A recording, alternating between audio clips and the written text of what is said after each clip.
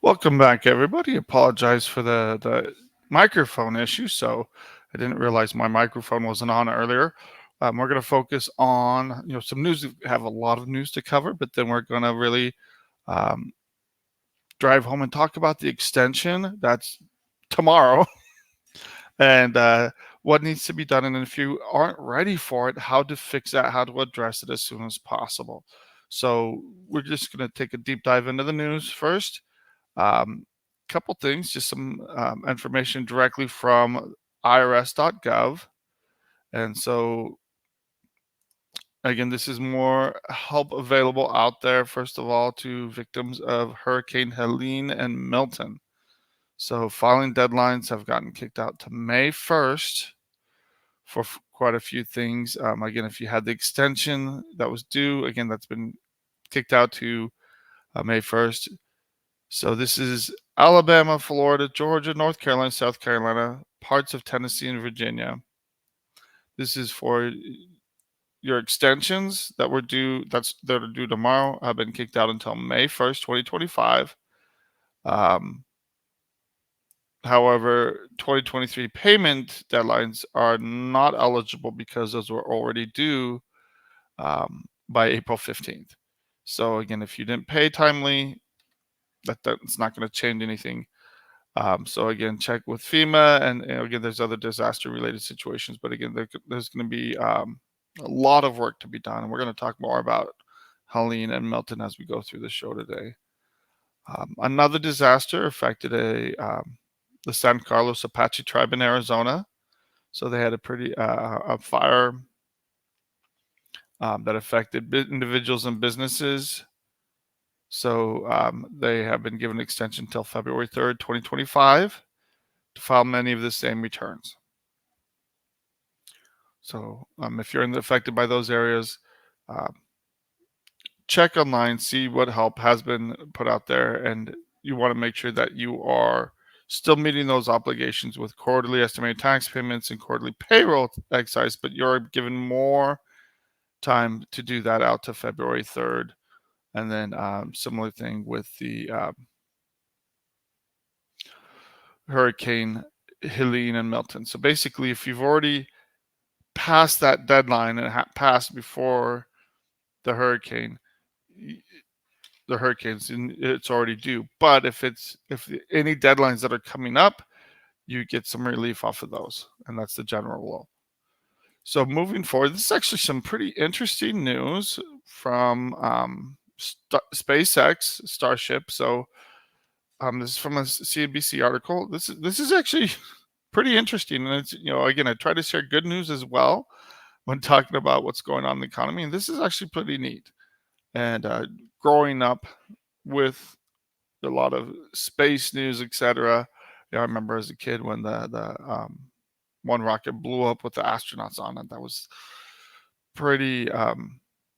That was imprinted on my mind. So here they're really trying to do space, manned missions to the moon again. They have all these goals, but to make it reasonable as far as to say this, SpaceX is trying to make the rockets reusable. So normally when they fire off the big rocket that powers everything up into space, just falls into the ocean, etc., and is wasted, and they have to build a new one every single time. So it's really kind of neat if you watch the video. So here's the booster part of it, just the booster, and it shot up with the whole rocket. So that shows the booster coming back and landing back in this tower specially designed to receive it as it lands back into position. So it's using the rockets on the side, smaller rockets on the side, and this larger rocket to guide it back down and help it land, and it's reusable. So again, this is pretty remarkable. It's a 20-story tall booster, so this is size of a small building. Well, no, actually, that's a pretty large building. And it makes it. The goal is making the Starship a fully reusable rocket system. So they have a whole bunch of tests that they're doing to make this a lot more feasible to have regular trips back and forth to the moon, to space, and to really spur space exploration in a huge way. And so again, NASA Administrator Bill Nelson congratulated SpaceX, said as we prepare to go to the moon under Artemis, continued testing will prepare us for the bold missions that lie ahead. And again, this is a huge success for space exploration. Um, and they expect to fly hundreds of Starship missions before launching with crew, but they're fine tuning this, getting this down, and so that's the full rocket. So there's the booster, and then the actual rocket that went into space on top. So it's flown 4 space flights previously, and each one achieved more milestones than the last. So they're being very careful about this. They're learning as they go through doing this. Um, and again, the idea that it's fully reusable is pretty amazing. So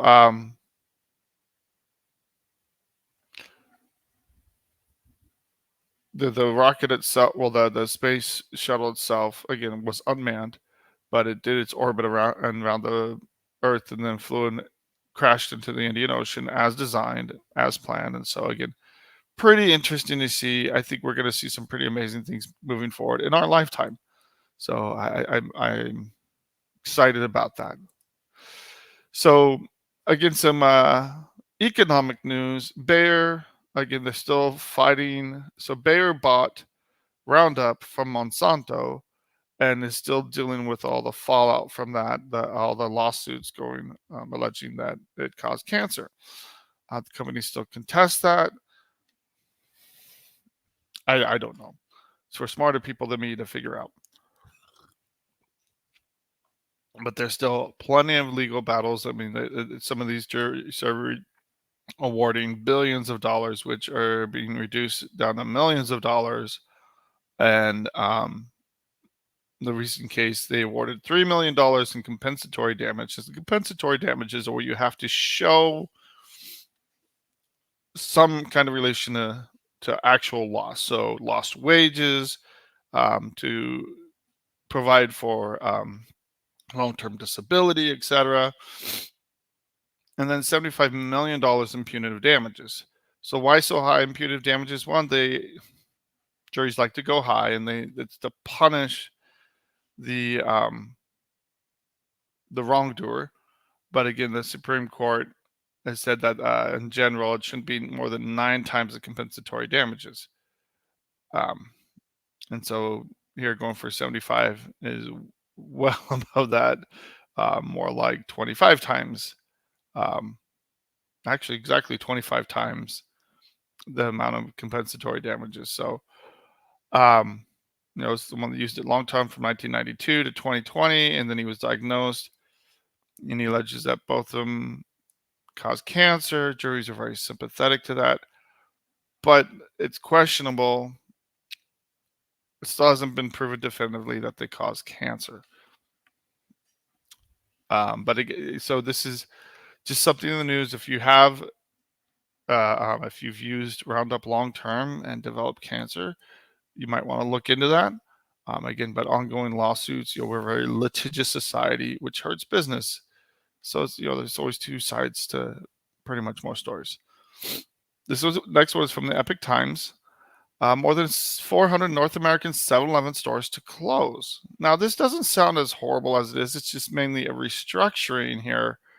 7-Eleven has 13,000 locations, so 444 is kind of more just a trim. It's still going to affect the people that served in those stores. I like 7-Eleven. I think they have the best slushies. And when I'm out refereeing in the hot sun, it's really nice to get a good slushie. But their cups hold the slushie in the best, rather than a bunch of other stores, or they call them Slurpees at 7-Eleven. And of course, on 7-Eleven Day, you get free Slurpees. So again, I'm partial to 7-Eleven, but their prices have been going up. Ironically, and this is interesting, something that I wasn't aware of, one of the biggest things hitting 7-Eleven is that with the struggles in the economy, people are not going to convenience stores as much. they're using going to normal grocery stores. They're saving monies, um, and so it talks about merchandise sales decreased year on year in U.S. dollars, and traffic declined. So this is due to, well, 7-Eleven attributed this to Americans living paycheck to paycheck, reduction in SNAP benefits, and more online retail sales instead of going to convenience stores. Um, Specifically, the declining tobacco use and sales. So again, it fell 26% compared to 2019. And how big is it of this? Cigarettes make up 21.5% of total convenience store sales. So that's $1 in $5 comes from the sale of cigarettes in these convenience stores. Do I think it's a good thing that cigarettes use is going down? Yes, for health reasons and many other reasons. But again, this is affecting the stores that sell them. So again, convenience stores account for 70% of all tobacco sales, which is, wow, pretty heavy. And a lot of grocery stores have cut back or stopped selling them. So again, this is might lose some local 7-Elevens. Out of 13,444 will probably be scattered across the country, and not hit any one area too bad. We've got a little bit of time here, so I do want to jump into the next article. Um, this is going back to the Boeing story, which is ongoing. And again, I'm just going to be able to introduce this real quick before we hit the break. Um, Boeing plans to cut about 10% of its workforce, about 17,000 people. That's pretty big. They're still going through the strike, and they're figuring out how to handle the damage from the strike. So um, again, we're out of time, so we're going to touch on this when we get back and continue this deep dive.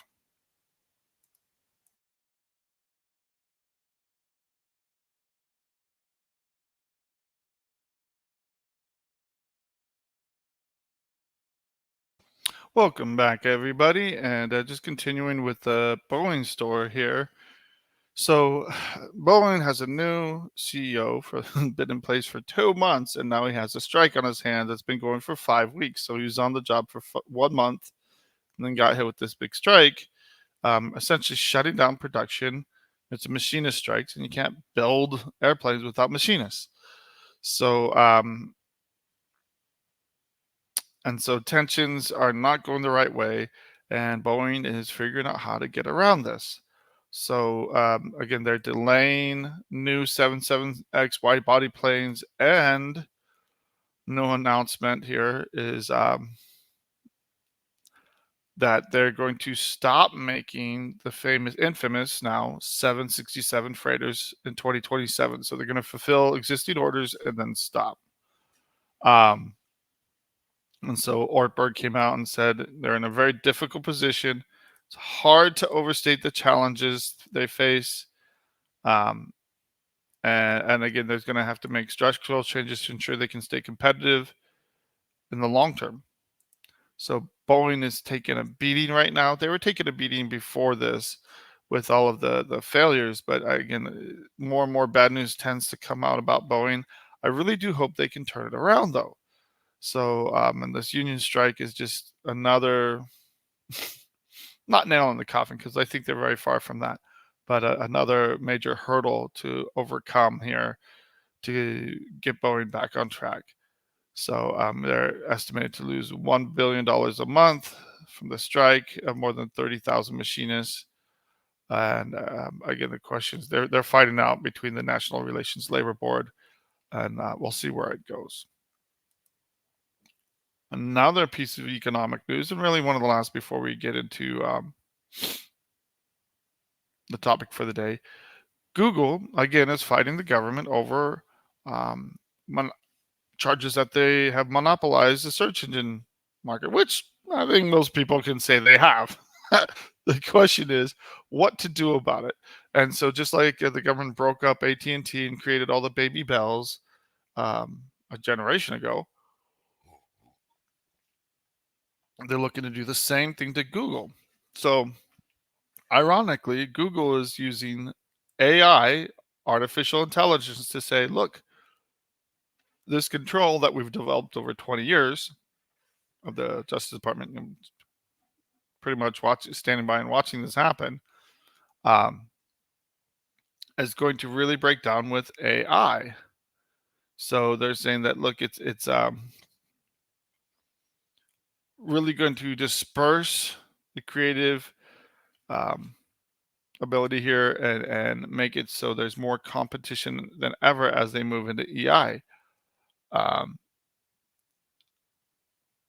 and so they're using it as an argument to say, look, we shouldn't be hit and forced to, divest part of our business because things are changing rapidly with AI. And then the DOJ used the AI in the exact opposite way, saying that they want to make sure that which is why they're filing the lawsuit now. They want to make sure that they're not able to convert their current monopoly into an A monopoly in AI enhanced search. So again, that's going to be a tricky one. It's going to be interesting to see what happens. Um, I think on one hand, it is easier to use Google because, I mean, that's the way they've set it up because they have such a monopoly on the market. But long term, their control of information and censorship is not a good thing for American society at large. So I do applaud the DOJ for what they're doing, is going after monopolies, especially in information that do affect people and they affect our society at large. If we want a free flow of information, monopolies and IT is not the way to achieve it. So two last articles here. No surprise here. Donald Trump received the unanimous endorsement from the Border Patrol Union. More and more unions have come out and supported President Trump.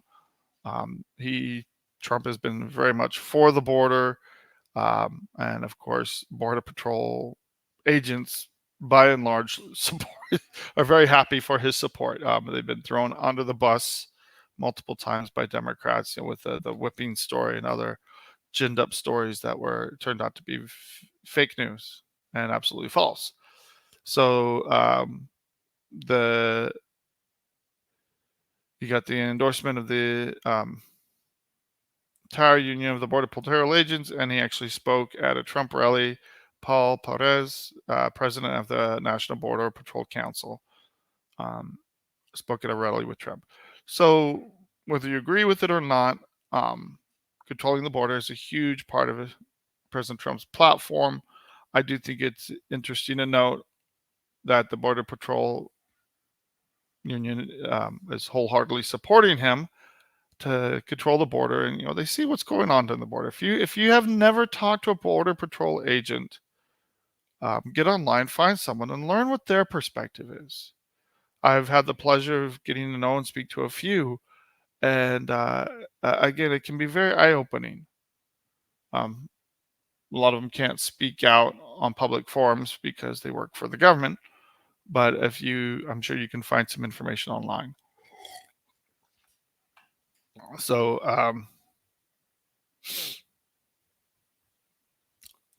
the next article is actually an interesting article here, and it's from Politico, and this is talking about Trump's tax returns, which he's still not releasing.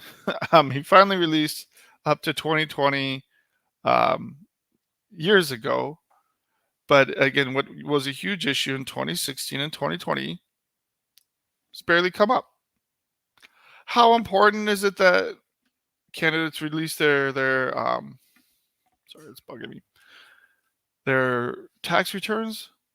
I think it's a good habit and policy that people have released their tax returns in the past. But I think by and large, I'm all for transparency, but I think we need more transparency from the government than individual candidates, because it's become a gotcha thing where they comb through the returns, and usually it leads to a lot of gotcha moments rather than serious discussion of issues and policies. So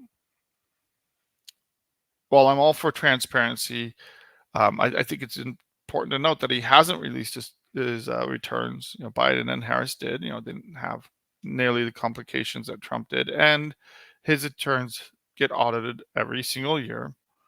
And so again, it's difficult to release them when they're under audit. It can create some issues there.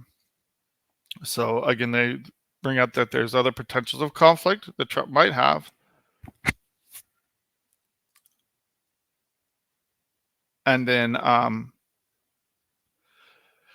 the big story back in 2020, they came out with the damning report when it was leaked. And they got a Pulitzer Prize for leaking illegal information, going back to the 80s and 90s. So again, it's been all over the news that a former IRS contractor was imprisoned for violating their rights, as he should be. Again, the IRS should not be a leaky sieve for people's personal information. That's protected. And having the government leak out information, not only very embarrassing, but again, it's shows that it's not okay to violate the law for political purposes. So again, it's how big of an issue is this? This time around, it hasn't been a big issue. And they talk about different issues that could be a problem between cryptocurrency. The main reason I am not so concerned about this is that Trump lost assets. His net worth went down during his presidency from 2016 to 2020, 17 to 21. It actually decreased. He didn't take a paycheck. And what we really should be looking at all the people whose values, they go to Congress and their values skyrocket. Those are the people really playing the game and really taking advantage of this. Yes, by cutting taxes and making the economy better, is it very possible that his own investments could benefit dramatically? Absolutely. But that's not what happened the first time.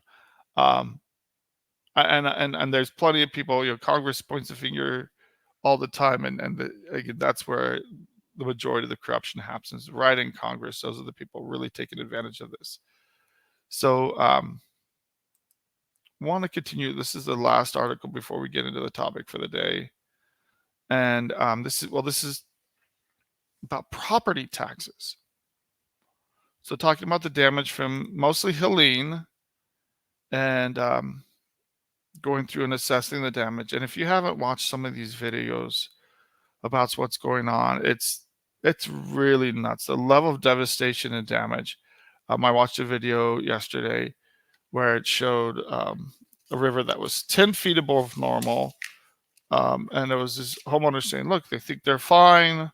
That's the most it's ever capped is 10 feet above normal, for flooding. And then they said they were 30 feet above the water. And in the next video, it showed the water just a few feet from their home. And it flooded almost, about 28 additional feet, which is insane for a river. So the amount of water that was dumped on these mountain communities, and it was truly devastating. Entire neighborhoods essentially ceasing to exist. So the perspective of this article is from property assessors going out and doing the work of assessing the actual value of these properties. And it's not just the value of the properties, but it's how much is these properties worth in the community. So if you go out and say, okay, well, this is worth $400,000 last year, but now everything around it's destroyed, who's going to come and pay $400,000 for this property? Nobody. So that way it really provides relief on property taxes for families where their home is gone. I mean, or severely damaged, and accurately representing changes in properties is very, very important in the wake of disasters like this. And he says it's a major data collection project, more than 130,000 parcels in this one county alone, in Buncombe. I'm probably going to butcher that, Buncombe County. And again, there's so much work to do here to go and figure it out. So they rely on 2021 scheduled values, but again, next reappraisal set for 25. And again, there's just so much work to be done. Again, as I mentioned, it's not only a physical condition of the property, but the economic health of the county.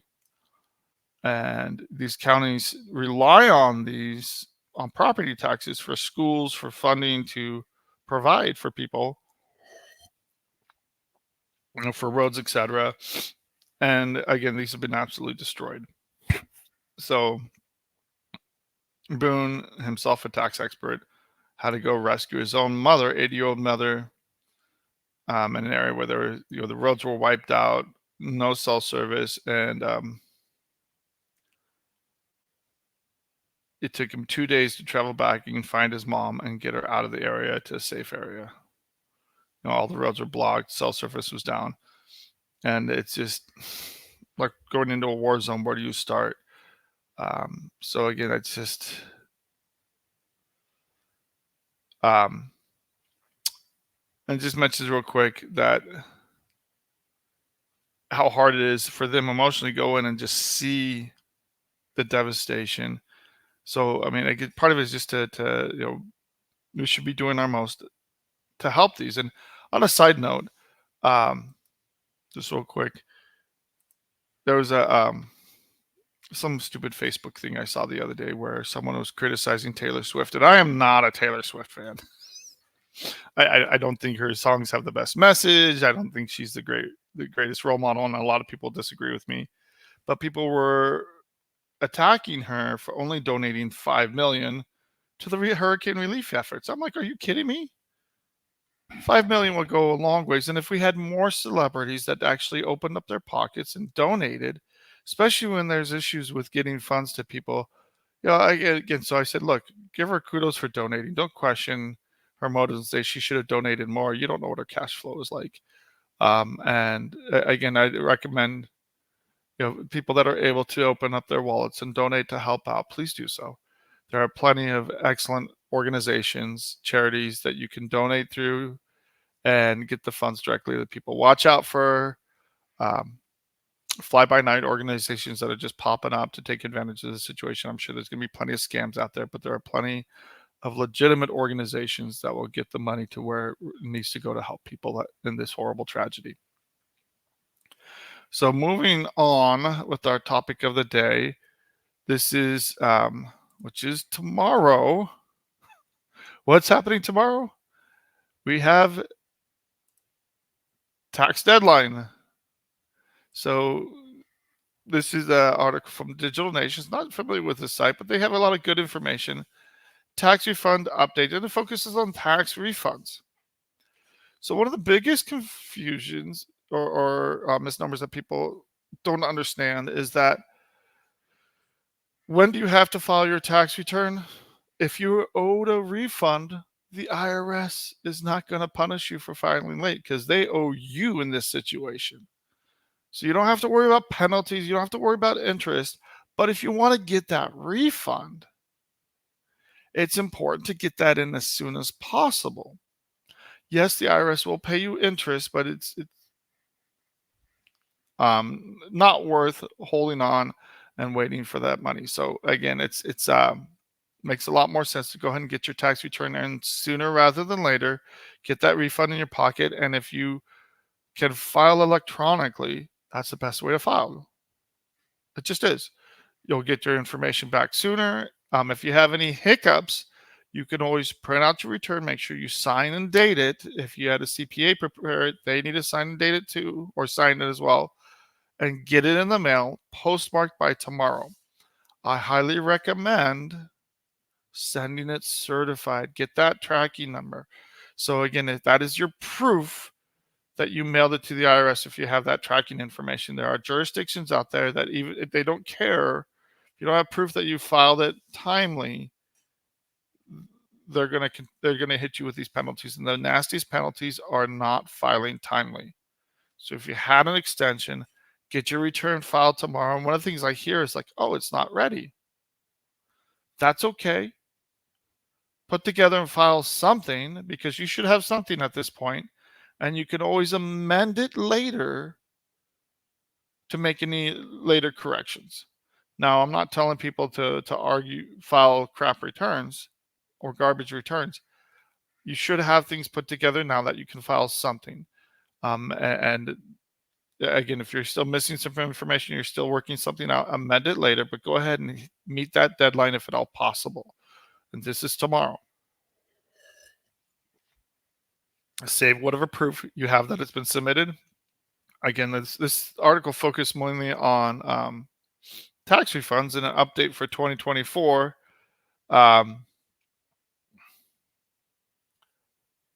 So again, the tax refund will be given to the citizens who file their taxes yearly and are financially unstable. So there are exemptions, there are credits for people struggling, lower income individuals. And the best thing you can do is go ahead and get that in monthly. So if you're getting these kind of refunds, they even suggest converting them into savings bonds. I don't know if that's the best thing to do. Main reason I say I don't know if that's the best thing to do is because the interest rate has to beat inflation for it to make sense long term. But these are some of the updates. We have more refunds than ever, and this is misspelled. This should be issuance of tax refunds. So again, if you're the later you're filing, the IRS is getting flooded. It's going to take longer for them to process your return. Again, electronically is the fastest way to do it. But if you file by paper, you're going to face delays. It just is, and we are up against the break, so we will be right back.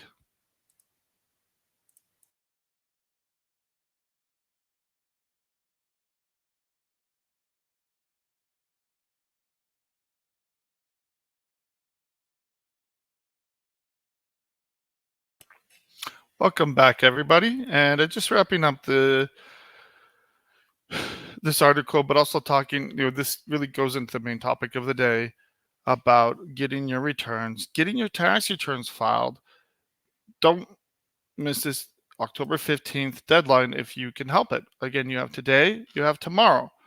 Again, the IRS is closed today for the holiday, but that doesn't mean you can't work. There's CPAs, taxpayers working overtime. If you're just trying to walk in someone's office today to get something filed tomorrow, not a good idea. But again, the sooner you can get this filed, the better. So again, if you miss the tax deadline, any refunds will get delayed. And if you have to paper file, it can take 5 to 6 months for them to process your returns. They will do the 24 returns sooner than the other ones, but it will take longer to get your paper returns processed. And then you won't get an IRS tax refund update if you file after the extension deadline. So again, there's plenty of delays, but again, online, if you have an online account, you can get the refund update, can tell you exactly what's going on.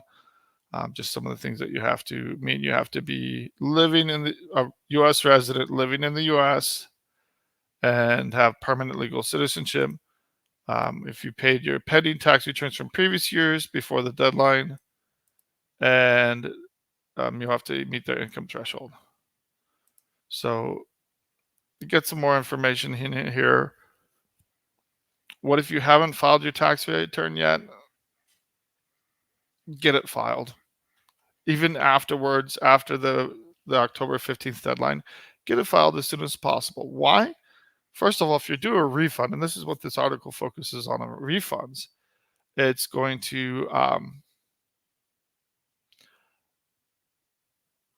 delay when you get your refund. Secondly, it's going to, if you owe taxes, you don't want to miss the deadline, because then this is the nastiest penalty out there. I believe it's 4.5% a month. It's around 4%. I forget the exact number. I think it's 4.5% a month penalty that caps out at 25%.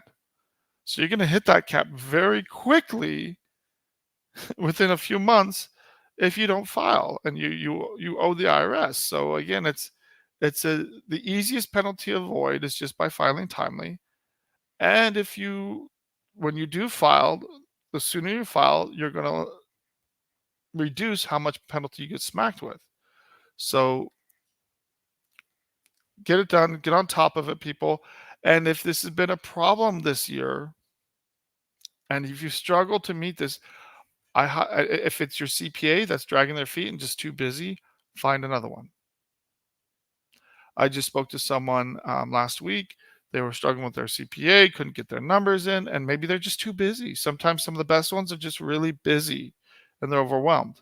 There are plenty of good CPAs out there. They're hard to find, but again, if you need a referral, we do refer people to CPAs across the country. So you can always give us a call and we'll refer you to a good CPA that will jump on your taxes and get that taken care of. Now, secondly, not only are you getting hit with failure to file penalties, but the second Nestor's penalty, if you owe, is failure to pay timely. When does that start running? April 15th. So again, we're already well past that. That's the deadline to pay. So even if you get an extension, you're still supposed to pay by April 15th at the latest. And now in the current year, 2024, people are going to get really surprised next year because Congress has jacked up the penalty for not paying sufficient taxes throughout the year. So if you haven't paid enough in taxes throughout the year, there's a very nasty penalty that was increased to 8%. So increased from 3% to 8% last November. So you've got to start paying throughout the current year. So again, and I know people, once they get past the deadline, they want to go, oh, I want to forget about taxes. And trust me, a lot of people do. We're halfway through October, heading to November, December. That's when people don't want to think about taxes. They want to focus on the holidays, holiday shopping and all that. Now's the time to prepare moving forward. I sound like the Grinch. You got to focus on taxes. You get it taken care of. You get ahead of things, and it's going to save you so much time and effort and stress moving forward. Why? Because you still have more issues here. So more things to deal with. First article, I'm going to jump to a couple more IRS articles that are on point here. I'm going to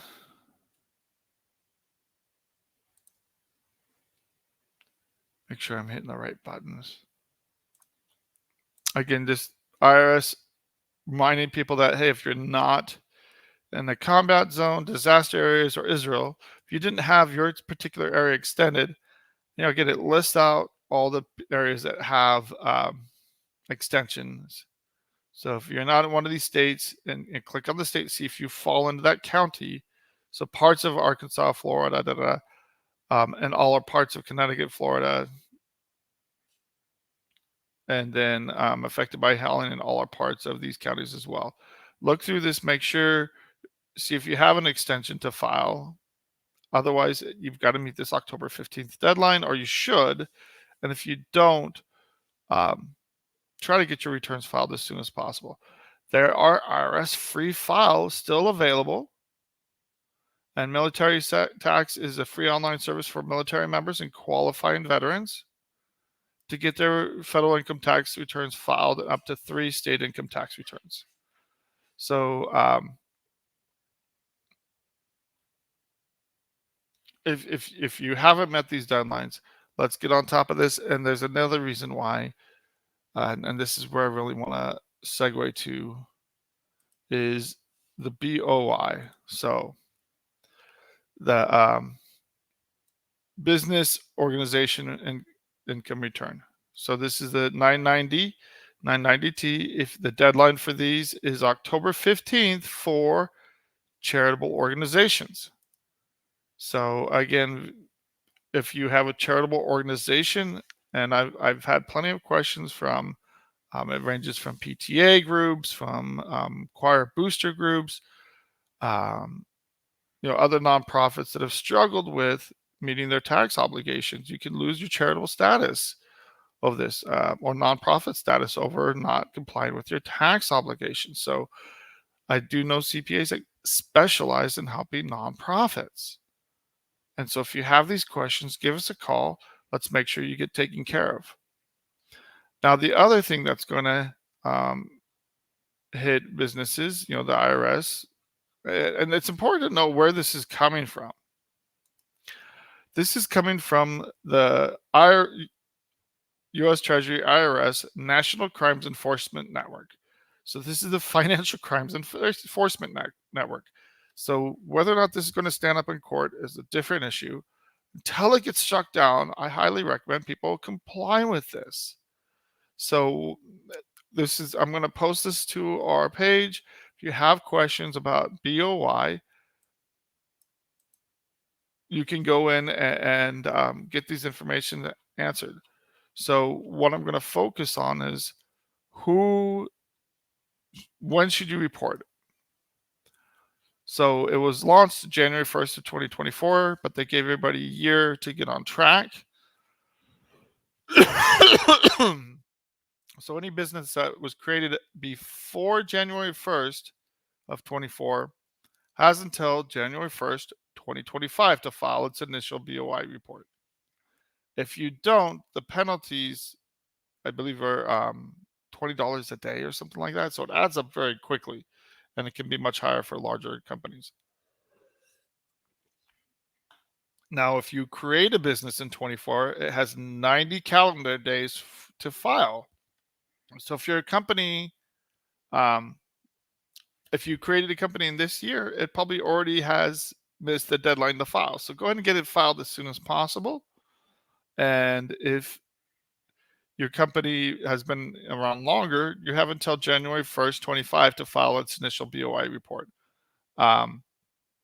Anything after January 1st, if you're planning on creating a new company, whatever, or organization, it will have 30 calendar days to file. So again, it needs to be done. It needs to be done quickly. There's pretty hefty penalties here for not filing this. So if you don't know about this, talk to your CPA. I have companies and law firms actually that I'm working with where they're doing this for individuals. And a lot of people are worried about putting their personal information out there for everybody to see and make it public record. You can avoid doing that by working with the right company. So again, I know people, they just get past the extension. They want to relax. They want to breathe. There's other obligations. Once you get these taken care of, then you can breathe for a little bit through the holidays. And the next filing deadline for quarter four is until January 15th. But now is the time to make sure, and I highly recommend people getting on top of their tax obligations, filing their returns sooner, seeing what needs to be done, because it's going to get nastier next year. And again, the same rules, regulations aren't going to change right away. Doesn't matter what happens with the election. A lot of people are hoping that the BOI rules get struck down. It's not going to happen before the election. It's not going to happen before January 1st. And so, again, it's always better to dodge the bullet than try to fix the damage afterwards. So as we hit this October 15th extension deadline tomorrow, a couple things. First of all, get your returns filed. Second of all, if you owe, go ahead and pay what you can. Set up, if you can set up a simple installment agreement, go ahead and do that. If you have multiple years or issues, you might not be able to just go online and do it. It might be more complicated than that. And if so, you could give us a call or give someone else a call, get some information. We've talked extensively about how to find a good tax representative. But also, if you do have balances and you do owe, if you do set up your own installment agreement, it pays to call the IRS. You can set it up online, which is fine, but then call the IRS and ask for a first-time penalty abatement. This is the first time you've owed, and it's just a one-off. Something happened. We just happen to owe this year. Ask for that first-time penalty abatement, and if you haven't had any tax issues in the prior 3 years, you can get these penalties removed. You can often get them removed. So again, it's hard to tell if someone qualifies because I've seen very small, $1 or $2 penalties prevent it. It's just If it runs through their computer system, great. If it doesn't, it's just not going to do it. But it doesn't hurt to ask. And what's the best time to call? 5 to 7 p.m. Later on in the week. But again, most people don't realize the IRS is open until 7 p.m. and you can call and request that penalty abatement and actually get through instead of being put on hold for hours and hours. So my goal for my clients and for the people I work with, and my biggest advice out there, is to get on top of your tax filing obligations, prepare for next year, and do better next year. So getting quarterly returns done. You should be looking at your P&L, ideally monthly, but at least quarterly, making those regular estimated tax payments. So you are avoiding the 8% penalty throughout the year. And again, if it's too much to do them quarterly, do it monthly.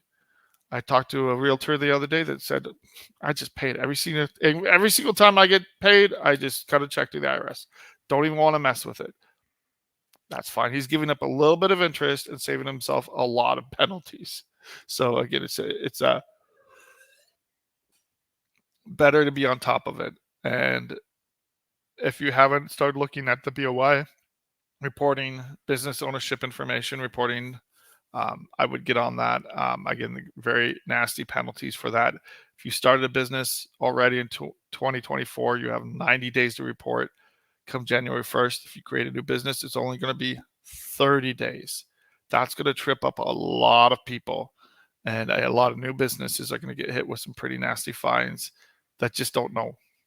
So this is why if you're creating a business, talk to a CPA, talk to a corporate attorney, make sure it's done right, because it's going to hit you harder than ever and surprise a lot of people. So again, a lot of information this show. Let's get those returns in. Let's get ahead of the game. And by staying on top of it and getting a hold of it, that's our whole goal here, is to help prepare people to meet their tax obligations so they can avoid a lot of headache and stress and really make their taxes easy for them by being on top of it and ahead of the game. So again, to get a hold of us, call us 520-485-7371. And you can always look us up online at guardiantaxlaw.com. These shows are all put up on our YouTube channel. The link is right on our website at the top. And the links to all these articles that I cite are also put there as well. So if you're like, well, what did you mention here? When these are posted, usually within a week, to our YouTube channel, then you can find all those links as well. So again, if you have questions, give us a call, 520-485-7371. Again, we can refer people out across the country. We don't get anything back from these referrals, for most of our referrals, very few of them. So again, if you have questions, find out, get that second opinion, and get informed.